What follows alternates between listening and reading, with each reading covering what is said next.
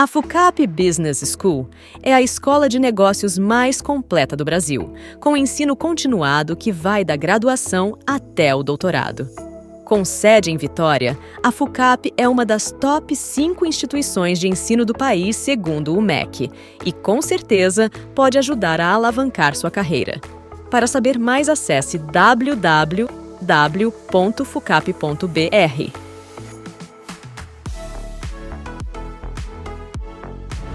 Olá, tudo bem? Começando aqui hoje mais um IBFcast, diretamente da FUCAP. Eu me chamo Zeller, eu sou sócio da Valor Investimentos e membro no CQC de Economia. Aqui ao meu lado, Érica Almeida, também membro do CQC de Finanças e sócia também da Valor Investimento. E a gente está recebendo aqui hoje o Pedro Lang, que é diretor de produtos da Valor Investimentos. E o assunto de hoje é um assunto que está muito em voga, ainda mais nesse momento do Brasil, que é justamente a questão da taxa de juros brasileira. Aqui hoje a gente trouxe o Pedro para a gente poder abordar um pouquinho em que momento que nós estamos e um pouquinho de como isso impacta no dia a dia da população. Pedro, queria começar rapidamente aqui com uma pergunta bem simples para a pessoa mais leiga poder entender um pouquinho do que a gente está falando exatamente. Se você pudesse resumir assim, em poucas palavras, o que é a taxa de juros, por que é importante entender esse conceito e como que ela impacta diretamente no dia a dia da população? Boa! Primeiro, agradecer o convite. É um prazer estar aqui no CQC mais uma vez.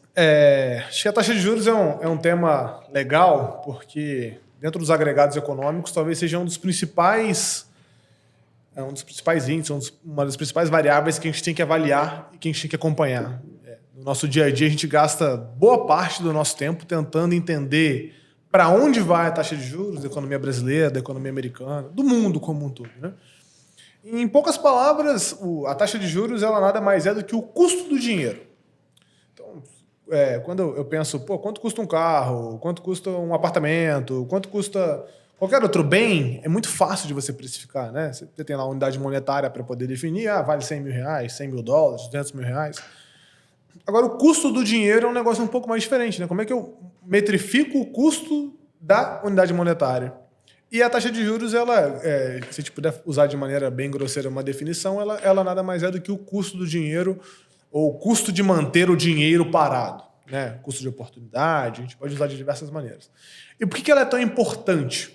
Porque o instrumento, né, que os bancos centrais utilizam para poder fazer controle da demanda agregada, ou seja, para poder controlar a economia, para poder impulsionar, para poder segurar quando a economia está muito aquecida, o principal instrumento é justamente política monetária expansionista, quando você quer abaixar, você tem níveis de juros mais baixos, ou quando você tem o interesse de impulsionar a economia, ou política monetária contracionista, quando você tem o objetivo de frear a economia, de diminuir a atividade econômica, e de maneira simétrica, você aumenta a taxa de juros para poder conseguir chegar lá. Pedro, o Brasil vem passando por um ciclo de corte de juros e, como membro do CQC de Finanças, como que isso impacta nos investimentos?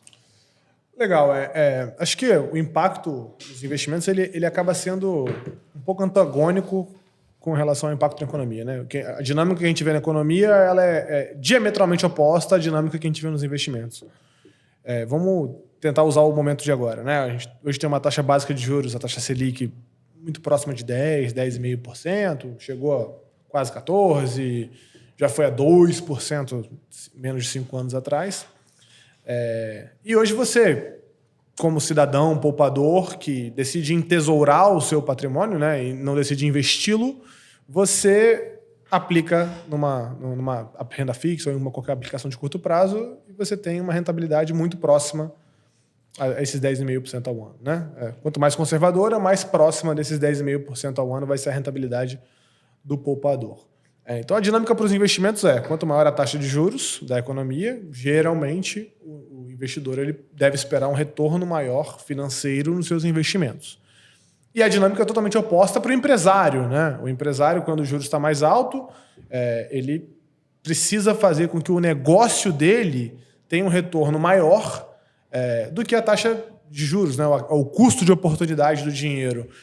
Então, quando o juros está agora em 10,5%, para valer a pena você tomar o risco de empreender, ir lá, construir um negócio, ter que pagar impostos, contratar gente, milhões de riscos que a gente conhece muito bem, tem que render mais do que isso para poder valer o tempo suado, senão era muito melhor ter pegado o dinheiro e aplicado numa aplicação financeira. E acho que até é um bom paralelo para explicar como funciona o instrumento juros na economia, né? Quanto mais altos os juros, mais propensos os cidadãos estão a manter o dinheiro aplicado e não correr risco de investimento, não correr risco ou não comprar um bem, não fazer consumir, né, aquele recurso.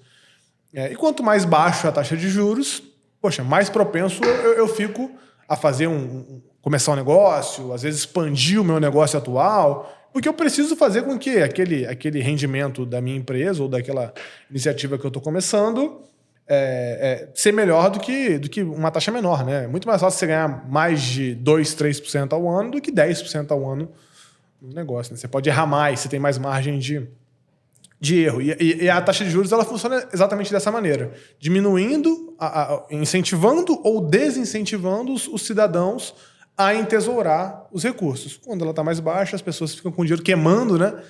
O dinheiro queima na mão, poxa, vou lá, vou investir, vou comprar um carro, vou comprar um apartamento. Isso faz a economia girar. Se a taxa está mais alta, poxa, acho que eu vou deixar esse dinheiro parado aqui, e aí você pega essa grana e deixa lá no banco ou na corretora por 1, 2, 3 anos e deixa de girar a economia, deixa de fazer investimento, deixa de gerar emprego. Então, assim, pegando tudo aí que você falou, eu posso entender, então, que a taxa de juros ela é um instrumento, né, que o Banco Central, que é quem hoje centraliza essa decisão, ele utiliza para controlar digamos assim, a taxa de poupança da população, a quantidade de moeda, né, de dinheiro que tem em circulação. E aí eu estou falando um pouquinho de política monetária, que é justamente o que o Banco Central executa. Tá? Mas assim, eu li recentemente que no mês de abril a nossa dívida pública em relação ao nosso PIB, ela cresceu para um patamar de 76% do PIB e ela segue crescendo. Né? Aí eu já estou falando de outra questão, já estou falando de política fiscal, estou falando dos gastos do governo. E a gente, como você falou aí, a gente vem de um ciclo de juros alto, o investidor, o empresário de um modo geral, está esperando que esse juro volte a patamares mais baixos, como foi no passado, justamente para destravar um pouco a economia, você incentivar as pessoas a tirar um pouco o dinheiro que está ali entesourado para poder investir, fazer a economia voltar a girar. E, de um modo geral, se a gente olhar, a inflação já está mais ou menos ali num patamar razoável, né, se a gente comparar a média histórica. Mas hoje o que levanta-se muito de preocupação é justamente essa questão fiscal, que seria esse outro lado. Então, no meu ver, não adianta nada o Banco Central forçar muito de um lado, né, por meio da política monetária, a taxa de juros, se do outro lado o governo não faz a parte dele num conserto fiscal. Se você puder falar um pouquinho como que esse fiscal, esse excesso de gasto do governo, esse descontrole da nossa dívida, como que isso afeta diretamente os juros, né, a taxa de juros e as decisões do Banco Central?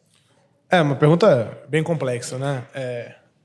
O juro corrente, né, a taxa Selic, que é o que a gente comentou aqui, ele tem diversos determinantes, né? Acho que o principal deles você citou, que é o controle da inflação, tentar minimamente manter o poder de compra da moeda. E isso se faz de diversas maneiras, os juros é a maneira mais comum.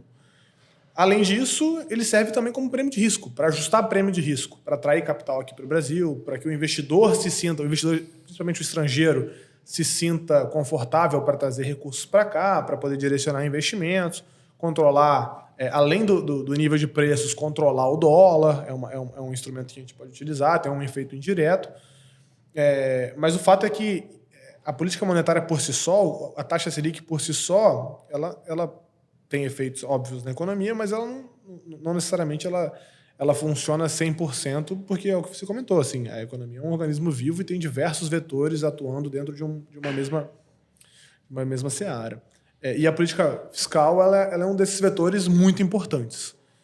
Hoje a gente tem um nível de juros mais alto, muito por conta do objetivo de controle inflacionário, que até aqui foi bem sucedido, mas os juros também é alto, e aí é estruturalmente mais alto, né, só nesse momento, por conta da nossa dívida. E aí, tentando fugir aqui do economês, eu acho que um paralelo que funciona legal é pensar na nossa vida.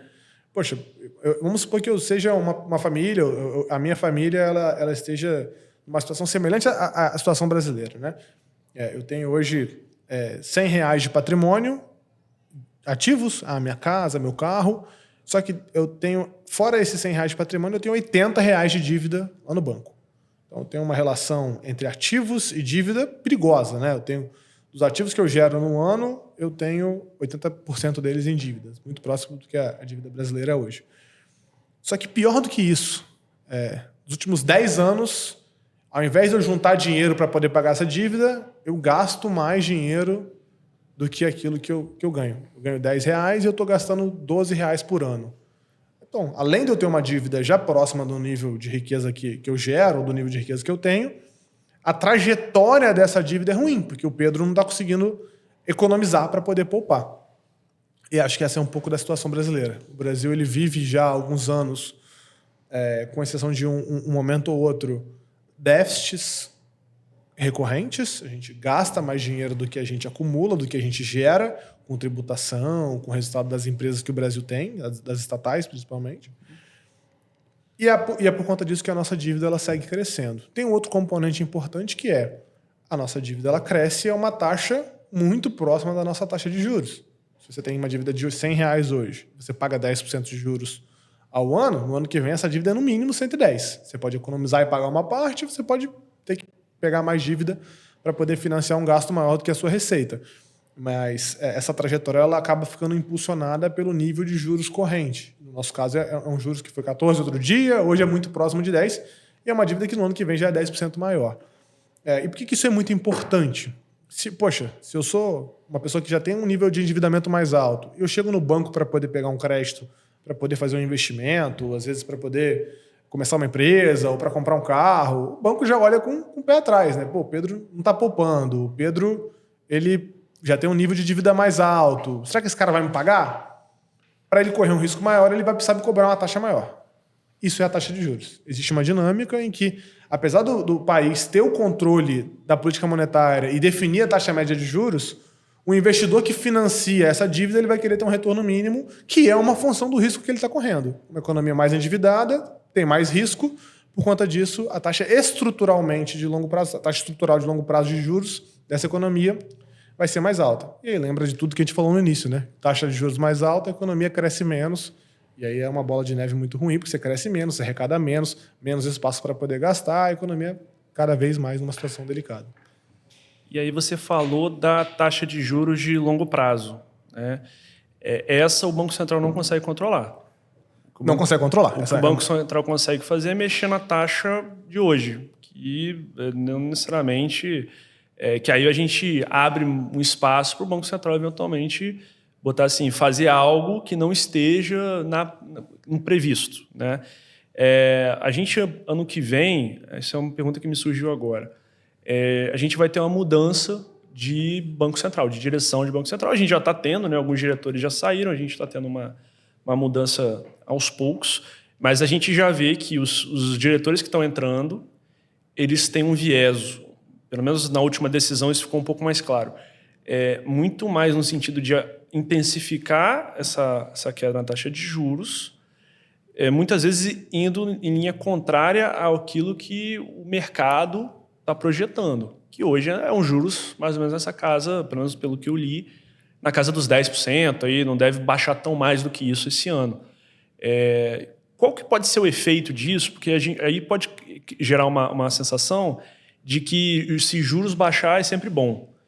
E se eu tenho uma expectativa do mercado de manutenção, com os dados fiscais e econômicos que eu tenho hoje, mas eu tenho um Banco Central que está forçando uma queda, como que isso é visto e qual que é o efeito que isso pode ter?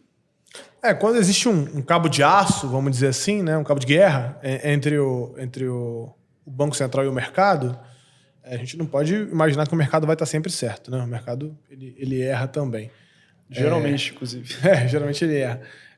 Mas quando o Banco Central ele entra numa postura de questionar o que o mercado precifica, Se ele estiver correto, ótimo, que bom, a economia vai dar tudo certo. Se ele estiver errado, ruim para todo mundo, para o mercado e para o Banco Central, inclusive, né? A gente tem exemplos na história brasileira em que a gente tentou acelerar o corte de juros para poder estimular a economia em um momento em que nitidamente não era a hora de abaixar juros, porque a gente ou estava com a inflação alta ou a gente não tinha feito o dever de casa do ponto de vista fiscal. A gente abaixou a taxa Selic, mas a taxa de juros de longo prazo manteve-se alta, né? Isso não tem nem 10 anos. Tem um pouco mais de 10 anos, né? Isso foi no segundo governo Dilma. A última vez que a gente fez isso, né? A história do Brasil está repleta de situações semelhantes. Mas o fato é que, sim, abaixar os juros é sempre muito bom, mas você precisa fazer o dever de casa mínimo para poder criar condições para você ter um prêmio de risco menor daquela economia. Eu acho que a situação atual ela é uma situação que não é 100% clara. Tá? A gente pode, obviamente, olhar pela ótica de que temos déficits e temos um risco econômico hoje maior, porque a gente não consegue poupar recursos e estamos nos aproximando de um nível de endividamento delicado. Tem o lado também de que hoje a taxa de juros brasileira é próxima de 10. Se você olha para a economia americana, é próxima de 5. A diferença de juros entre as duas economias é um dado econômico importante, né? Porque, teoricamente, investir nos Estados Unidos tem risco zero. Se você, para ter risco zero, você recebe 5, para investir no Brasil você vai receber 10. A relação risco-retorno chega uma hora que ela não bate. Você precisa de um prêmio, às vezes, um pouco maior, ou um prêmio de 5, mas certamente não um prêmio de 1 ou 2. Então, existe uma discussão em relação à extensão do afrouxamento monetário que a gente pode viver hoje, e hoje ela está muito centrada no nosso endividamento, como você colocou muito bem, e esse diferencial de juros entre a economia americana. Hoje a inflação parece ser um problema do passado. Apesar da gente estar longe da meta, longe não, apesar de a gente não estar na meta de inflação que a gente estipulou, se a gente olha para as médias de inflação que a gente viu no Brasil nos últimos 30 anos, a gente está num patamar relativamente confortável. E uma inflação que parece ter sido endereçada, ou minimamente endereçada. Então, existe sim uma discordância em relação, poxa, será que eu posso abaixar os juros ou não? Os novos diretores do Banco Central, eles parecem ser mais na linha de puxar a taxa básica um pouco mais para baixo. O Roberto Campos Neto e os diretores que foram empossados antes, eles parecem ser um pouco mais conservadores nesse momento. Eu acho que esse cabo de guerra, ele em alguma medida, ele tem uma mudança de forças relevante assim que muda a direção do Banco Central. A última votação já foi uma votação splitada, né? Foi um meio a meio, teve que ter um voto de Minerva. Não acho que isso vai acontecer nas próximas votações, mas o fato é que sim, uma mudança política na condução do Banco Central, ela pode influenciar a taxa de juros de curto prazo. Mas eu espero que até lá a gente tenha feito minimamente o dever de casa do ponto de vista fiscal, e eu não estou nem dizendo que a gente precisa economizar esse ano, mas que a gente dê uma trajetória de previsibilidade, uma trajetória que a gente tenha uma trajetória de dívida que minimamente pareça sustentável. Ou, por outro lado, se a economia americana conseguir controlar a inflação, e é o que parece que vai acontecer, se eles conseguirem controlar a inflação e acelerarem os cortes lá fora, a gente, só por conta desse diferencial, a gente já tem espaço para baixar um pouquinho mais a inflação. E aí essa ala do Banco Central, que hoje é a favor de diminuir os juros, ela vai muito possivelmente estar correta. Então é difícil criticar o resultado do Copom, é difícil criticar se vai para frente, vai cair, se vai continuar nesse patamar que está. Me parece hoje estar num nível acima do que a gente tem de nível neutro, né? A política monetária ela tem um nível que contrai a economia, né? Contracionista, expansionista, e tem o que a gente chama de neutro. Hoje a gente está acima do neutro, ainda está no território contracionista. De 8%, por aí, mais ou menos? Existem discordâncias, diversos métodos para chegar nesse número, mas algo como 8%, 9% é um número próximo do que seria a taxa de juros real do Brasil, neutra real do Brasil. Ou seja, acima de... Vamos estabelecer que seja 8%. Se o juro está acima de 8%, significa que o Banco Central está desestimulando a economia, tirando dinheiro de circulação. E se está abaixo, é o contrário. Está botando dinheiro no mercado, está estimulando o consumo, estimulando a economia. Exatamente isso. Juros acima desse patamar neutro, né, que é um patamar teórico, né, isso não é uma regra de bolo, ele tende a segurar a economia, puxa a rédea. Juros abaixo desse patamar, ele está soltando a rédea e está estimulando a economia. E hoje a gente está no patamar contracionista e, enfim, eventualmente tem espaço para poder chegar no patamar mais próximo do neutro, conforme as coisas que eu comentei avançarem, né? mínimo de previsibilidade com relação à trajetória da dívida, talvez ali um dever de casa da economia americana de conseguir controlar a inflação e abrir espaço para países como o Brasil, que são emergentes, abaixarem suas taxas básicas, mais ainda, né? A gente já começou a baixar. E eu acho que, por fim, se a nossa inflação cair muito, que é uma chance, aí fica muito difícil de não abaixar os juros, né? Se a inflação cai muito, quer dizer que a economia está desacelerando. E aí a economia está desacelerando e você mantém a taxa de juros num nível contracionista é meio contrassenso, né? Então você acaba criando uma pressão de juros para baixo. Mas esse é um pouco do cenário. É bem difícil hoje a gente dizer. E talvez não valha a pena a gente gastar tanto tempo tentando adivinhar o que vai acontecer, né? O fato é que estamos próximo dos 10, ainda é muito bom para investir, a economia parece estar sólida, cresce próximo de 2% ao ano. Acho que não é motivo para a gente poder ficar desesperado. Teve um ponto que você comentou sobre o corte de juros nos Estados Unidos. Como que o corte de juros nos Estados Unidos impacta nos investimentos aqui no Brasil? O que acontece com a Bolsa? O que acontece com a renda fixa? Essa é uma pergunta difícil, né? Porque parecem ser coisas que não são diretamente correlacionadas, né? Por exemplo, eu penso em Fluminense, eu penso em títulos, né? Uma correlação que parece ser muito grande. Mas a taxa de juros americana ela não parece ter uma correlação direta com os ativos aqui no Brasil, né? A dúvida número 1 dos clientes. Mas acho que o principal ponto a taxa de juros americana ela serve como balizador para definir prêmio de risco para praticamente todas as classes de ativo. Lembra que eu comentei que o juros americano é 5, o juros brasileiro é 10. Poxa, para investir no Brasil, será que esse prêmio de risco de 5% ao ano a mais... E 5 está alto, né? É relativamente próximo da média histórica. Não vou dizer nem que é alto nem que é baixo. Mas será que é o suficiente para eu investir no Brasil? Hoje não. Hoje o gringo ele tá lá. O dinheiro está indo para os Estados Unidos, não está vindo para cá. Agora... Mas percebam, eu fiz uma composição. Eu peguei o juro americano, somei 5, cheguei no brasileiro. Esse prêmio de risco ele é adequado ou não? Se por acaso a taxa americana vai para 3 e eu mantenho esse mesmo prêmio de risco de 5%, estou falando de uma taxa nos juros no Brasil de 8%. O juros saiu de 10 e veio para 8. Então você começa a linkar as coisas. Então se os juros lá fora cai, o prêmio de risco para praticamente todas as classes de ativo diminui. E se você precisa de um prêmio de risco menor... Quer dizer que você pode pagar mais por cada coisa. E o preço dos ativos tende a subir. Existe uma correlação muito grande entre juros mais baixos nos Estados Unidos, até mesmo aqui no Brasil, e o preço dos ativos, lá fora e aqui. E essa relação ela se dá justamente por isso. Pelos investidores, poxa, já que o Tesouro americano está remunerando menos, já que o risco zero está me pagando menos, será que não vale a pena eu correr risco em outras coisas?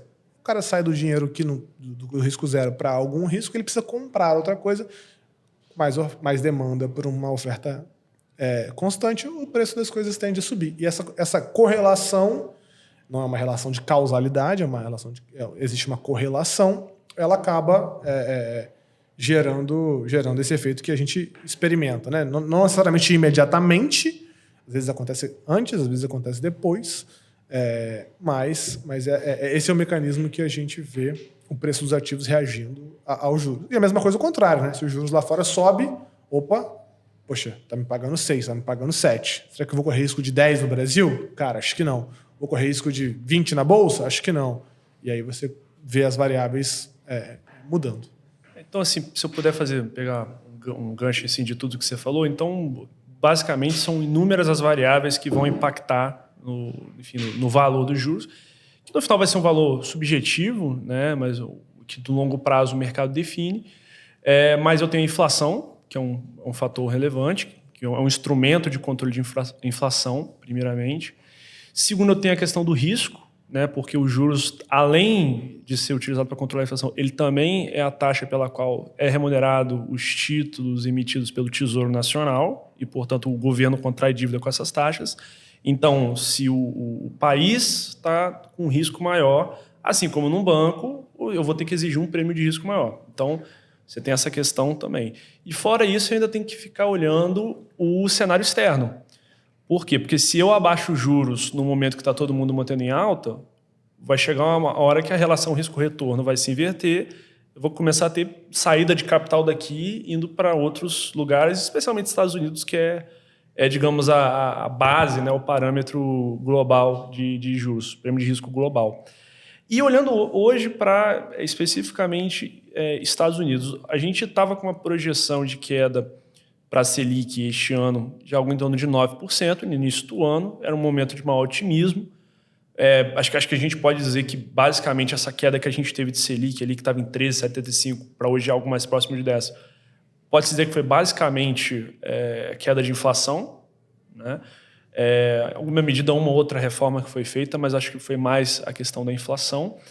E hoje isso está, de certa forma, um pouco parado, porque, como eu disse, a gente teve essa notícia do aumento do endividamento, e fora isso, os Estados Unidos, de algum modo, talvez demore um pouco mais do que a gente para baixar juros, então a gente está meio que assim, com o carro parado num canto, com o pisca-alerta ligado, esperando os Estados Unidos liberar para a gente continuar seguindo a baixar.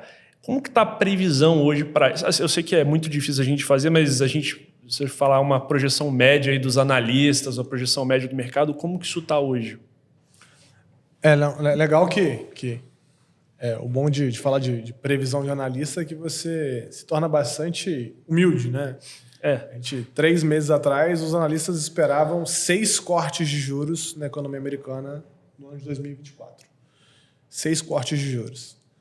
A gente chegou a falar 2 semanas atrás de ter um aumento nos juros. Olha que loucura. Você sai de 6 cortes durante o ano para, eventualmente, um aumento durante o ano. Assim, cortes de 25 bases, né? Então, era cair a taxa em 1,5%. Agora estamos falando de subir a taxa em 0,25%. Acho que isso mostra que ninguém sabe de nada, inclusive eu. Mas a gente tenta ajustar, né? Tenta ir entendendo o cenário muda, obviamente. E hoje o cenário base é esse. A economia americana deve cortar uma vez os juros até o final do ano, muito possivelmente na reunião de setembro.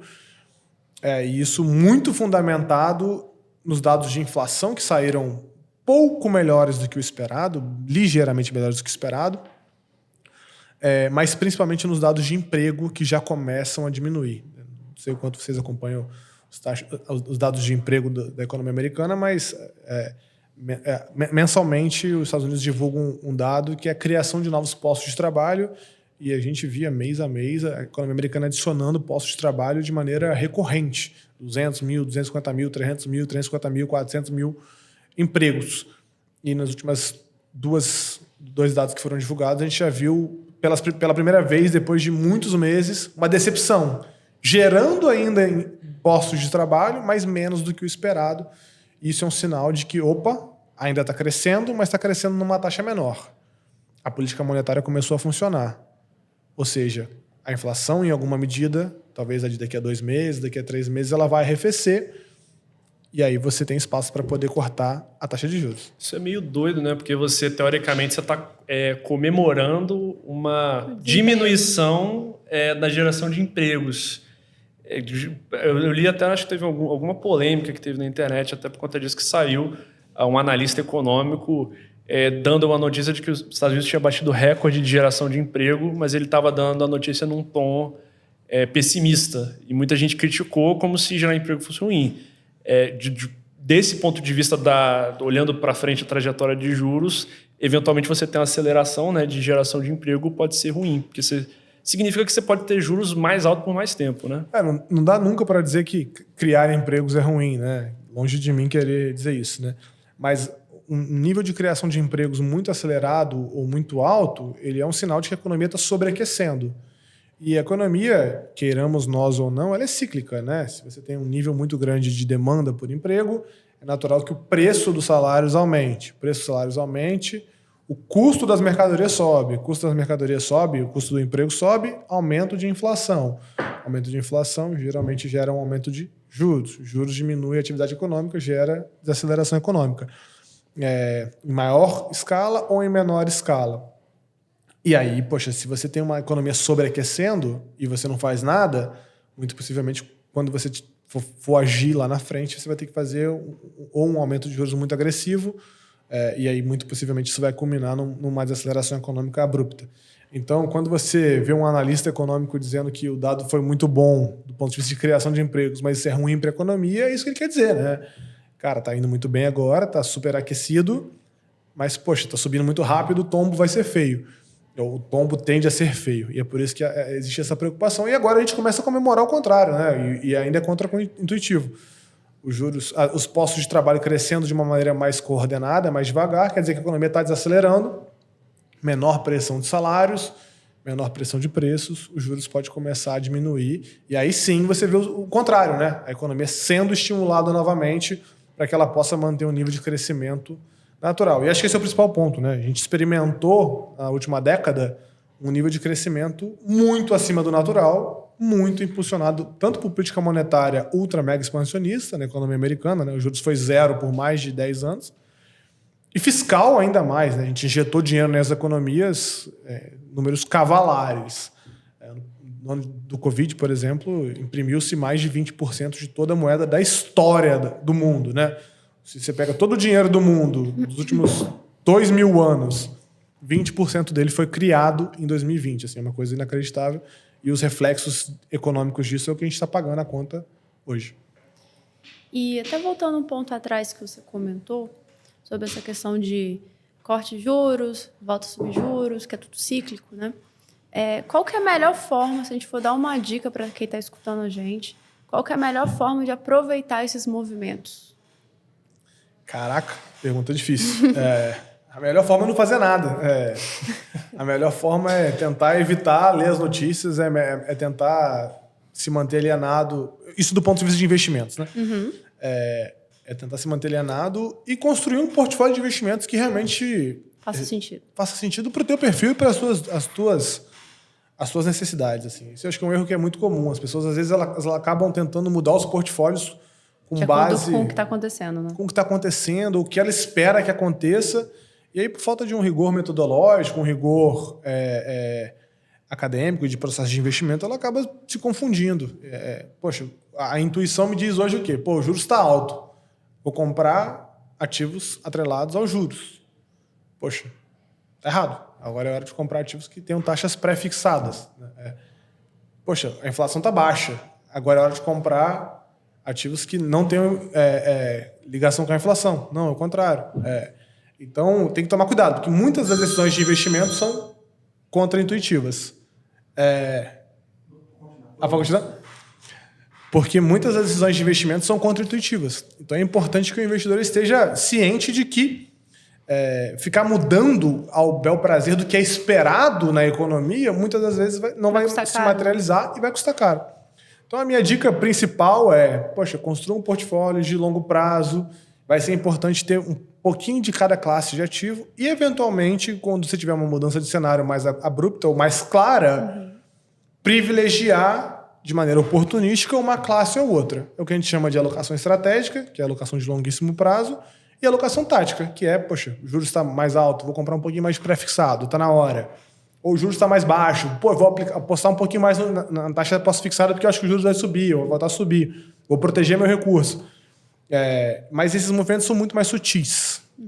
E no final das contas, daqui a 20, 30 anos, o que vai determinar se o investidor teve sucesso ou não vai ser esses ajustes de rota de curto prazo. Vai ser o plano de longo prazo. Quanto ele colocou em imóveis, quanto que ele colocou em inflação, quanto que ele aplicou em ações.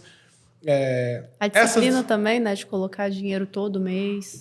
A disciplina de poupar, que o Brasil não tem, né? Tem. A disciplina que o brasileiro... o Brasil não tem, o brasileiro tem pouca. Essa disciplina é muito mais importante do que, cara, vou comprar agora bolsa, porque a bolsa está no melhor momento de todos.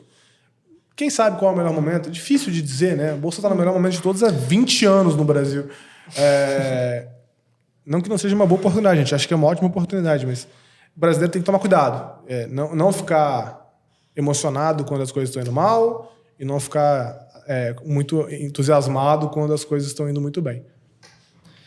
Basicamente, eu lembro que quando o juro estava na casa dos 2%, 3%, eu lembro que tinha ativo de renda fixa pagando 180% do CDI. Só que naquela época, como o CDI era 2%, 3%, 180% era 4%, 5%, era pouca coisa. Então ninguém queria comprar. E os ativos de IPCA que estavam na moda, que estavam pagando IPCA mais 3,45%, porque o IPCA estava dando 10%, isso em 2021. Depois que agora, né, no caso, o juro subiu, o juro foi para casa dos 2 dígitos Então, aquele ativo de 180% do CDI, que o cara deveria ter comprado lá atrás, não existe mais. Hoje ele encontra no máximo 115, 120 ali. E o ativo de IPCA, que antes, quando o IPCA estava alto, estava pagando IPCA mais 3, hoje está pagando IPCA mais 6 e IPCA mais 7, com facilidade. E eu estou falando assim, tesouro com risco quase zero. Tá? Aí, Pedro, assim, para a gente fechar aqui, você falou um pouquinho... basicamente da questão da taxa de juros, como que ela impacta nos investimentos. Olhando daqui para frente, a gente tem um cenário mais otimista, a taxa de juros, os Estados Unidos caindo juros ali, como previsto ali, e aí a partir disso você começa a aliviar para a gente poder diminuir nossos juros aqui. E aí você tem algumas situações no mundo que podem eventualmente mudar o custo. Por exemplo, a gente teve agora uma guerra na Rússia no passado. Qual que é o impacto que esses eventos, do tipo guerra, a gente está tendo agora uma situação muito complexa ali na região do Oriente Médio, como que esses eventos, que às vezes a gente acha que não tem nada a ver com o preço do pão que eu pago, que eventualmente, na verdade, tem tudo a ver, como que isso impacta especificamente essa questão da definição da taxa de juros no mundo e no Brasil? Vou parecer um economista insensível aqui, né? Longe de mim. Mas se a gente for olhar daqui a 20 anos, eu posso pegar os últimos 40 anos. Eu te mostro um gráfico de taxa de juros brasileira. Se eu não colocar a data embaixo, você não sabe o que aconteceu em cada um desses momentos. Então, diria que 99% das notícias que a gente lê, ou das coisas que estão acontecendo, influenciam muito pouco no desempenho... Longo prazo. No longuíssimo prazo, né? Em horizontes de 20, 30, 40 anos. Muito pouco do que a gente vê realmente influencia na trajetória ou influencia de maneira substancial na definição de taxa de juros, né? E no resultado econômico e tudo mais. Outras coisas são muito importantes, né?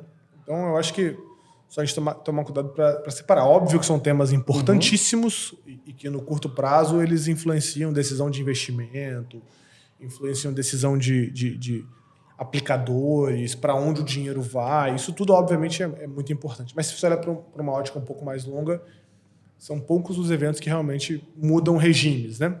E acho que o que a gente tem hoje, até como recado final... 3 grandes temas que me parecem ser bem importantes e aí transcendem a discussão de guerra, transcendem a discussão política, de mudança do Banco Central. Acho que o primeiro deles, talvez seja o mais importante de todos, a gente vive hoje numa transição energética, queiramos nós ou não, né? Eu adoro meu carro a combustão, gosto do barulho, gosto da dinâmica, mas o carro elétrico já é uma realidade. A energia na Europa ela é uma energia muito suja, né? Base de carvão e outros combustíveis fósseis. Existe hoje uma agenda de mudar, de descarbonizar a geração de energia elétrica e a indústria como um todo. Essa agenda de diminuição de emissão de carbono ela é uma agenda de investimentos, né? Você não sai de uma termoelétrica a carvão para uma eólica, uma fotovoltaica sem gastar R$1, né? Você vai precisar investir, você vai precisar fazer um plano de investimentos de mais longo prazo. Em suma, é uma agenda de CAPEX. E investimentos são inflacionários. Inclusive o Reino Unido até 2030, que está logo aqui, né?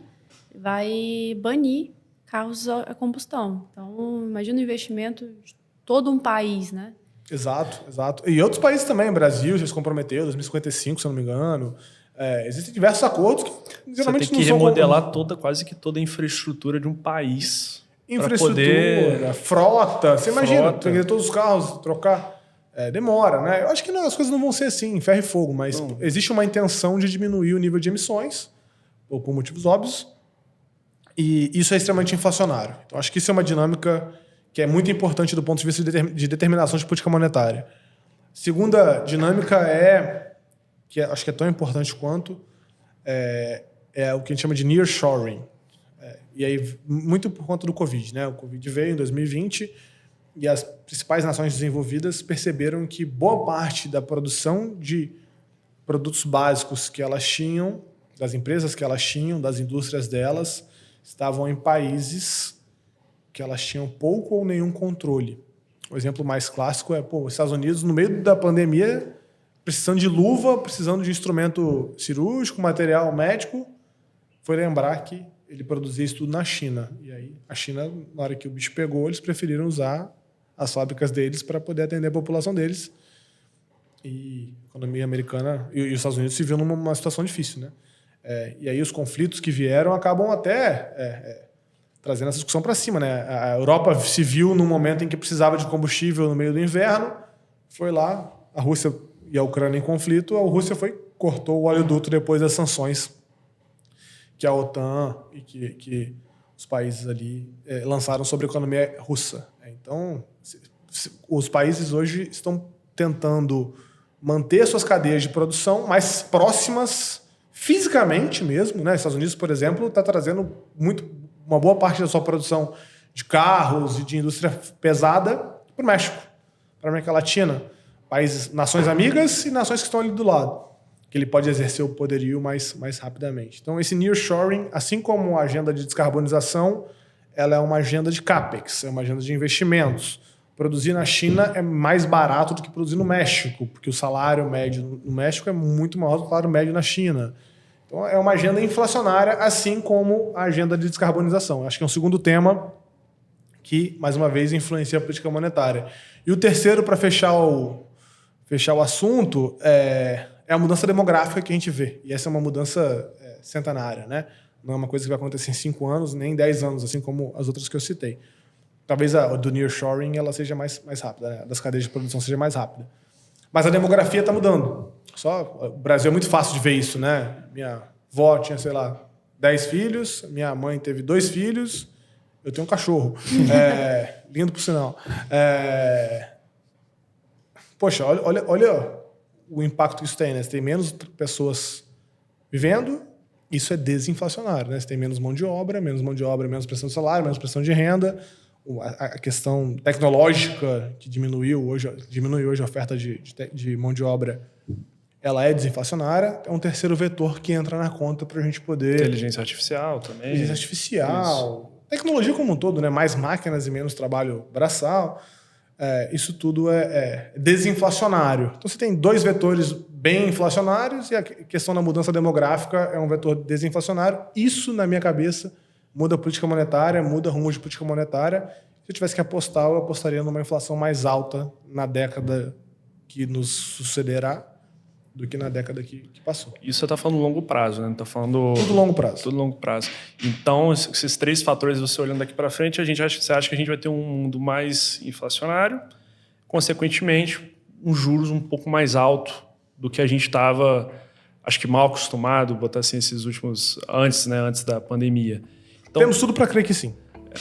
Então, acho que a gente esboçou bem aqui o assunto. Queria agradecer o Pedro aqui, nosso convidado, né, CFA, Head de Distribuição de Produtos da Avalon Investimentos, a Érica, também aqui assessora da Avalon Investimentos e membro do CQC de Finanças. Obrigada. E eu, Zé Heller, do CQC de Economia, queria agradecer a todo mundo que nos acompanhou até aqui. Forte abraço. Esse podcast tem o apoio dos mantenedores do IBEF, sendo eles: Categoria Diamante, ArcelorMittal, Banestes, Cesan, Cicobi e Vale. Categoria Master, Apex e Med Senior. Categoria Sênior, da Luz Risk Nemer Advogados Associados e FUCAP Business School. Categoria Pleno, Grant Thornton, Machado Mazei e Pinho Advogados, Taimenol e APD Almeida e Pandolfi D'Amico Advogados. Apoiadores: Accounting Contabilidade e Consultoria, Ativação, Rede Vitória, FUCAP Solutions, TV Tribuna e TV Capixaba.